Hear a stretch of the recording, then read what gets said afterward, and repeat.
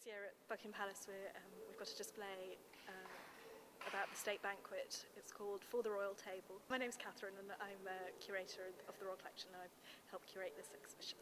So State Banquet usually takes place on the first night of a state visit, so that's when a visiting head of government comes to London. They're invited by the government. The Queen acts herself as head of state and she acts as a hostess for the visit. And on the first night of the visit there's always a spectacular banquet, and we've tried to recreate that.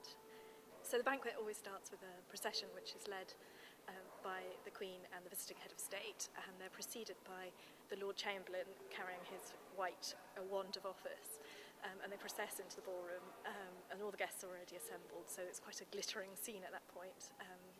And then everyone is seated and the Queen makes a speech and a toast, and that's followed by a speech from the visiting head of state. And then the banquet begins. It's usually 4 courses. So they have fish course, a meat course, a pudding course, and a dessert course, and the dessert course is always fruit.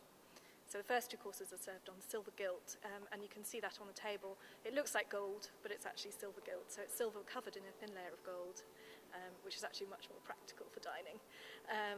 And then the second 2 courses, the pudding course and the dessert, they're served on porcelain.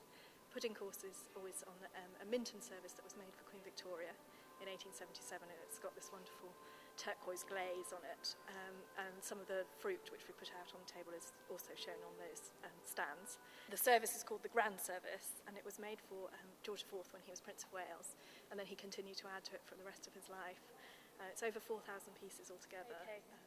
So there are usually 31 flower arrangements in this room, and they tend to be very seasonal flowers, but they often use roses and gerberas because they're quite strong. And the Queen has had 77 state banquets in this very room. The Queen always has a chair with arms, which she always sits right in the centre so everyone can see her. And of course when she's giving her speeches that's very important.